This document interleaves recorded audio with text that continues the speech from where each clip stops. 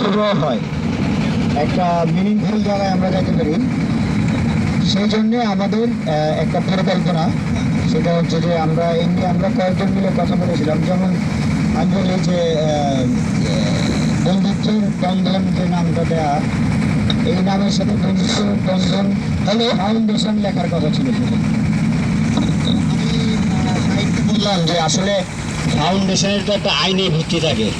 Foundation হতে হলে এটা রেজিস্ট্রেশন লাগে, রেজিস্ট্রি করতে হয়। তো আমাদের তো শুরু করতে হবে। আমরা এখন আর ফাউন্ডেশনটা যদি আমরা করি নাই এখনো, এটা না লিখে আমরা একটা ফাউন্ডেশন করব। আমরা ওই দিন দরকার পড়লে আমরা সবাই সম্মত হয়ে একটা আমরা উপস্থিতির একটা স্বাক্ষর নিলাম, আমরা এখানে যারা আছি তারা নিয়ে আমরা একটা ঐক্যমত্যে পৌঁছানো যে আমাদের এই 90-এর এসএসসি যারা পরীক্ষার্থী, যারা আমরা এখানে আসছি এবং পরবর্তীতে যারা আমাদের সাথে একীভূত হবে, আমরা সবাই মিলে একটা ফাউন্ডেশনের কাঠামোটা কীভাবে দাঁড় করাতে হয় সেটা আমার পরিপূর্ণ ধারণা নেই। এটা শাহীন খোঁজখবর নিলে, সমবায়ে কিংবা সমাজ সেবাতে খোঁজ নিলে পাওয়া যাবে।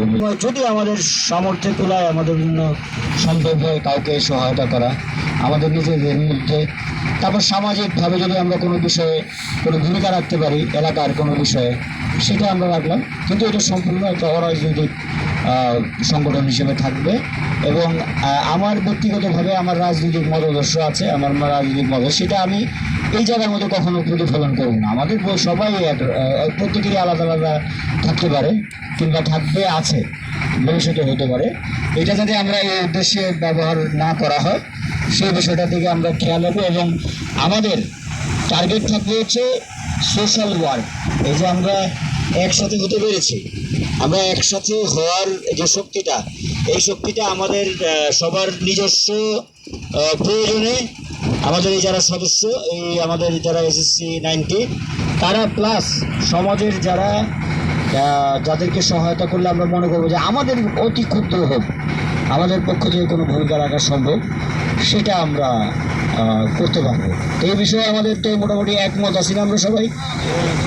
আচ্ছা, তাহলে আমাদের প্রাথমিকভাবে একটা এরকম, আমি জানি যে এগুলো শুরু করতে হলে প্রথম একটা জেনারেল মিটিংয়ের মতো লাগে।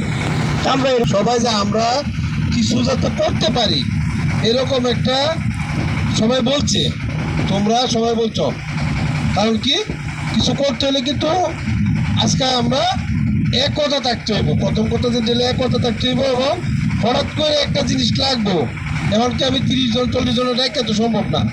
প্রথমত হলো যে আমাদের একজন বন্ধুর কথা বলা হয়েছে, এটা কম বেশি বুঝিত যারা এখানে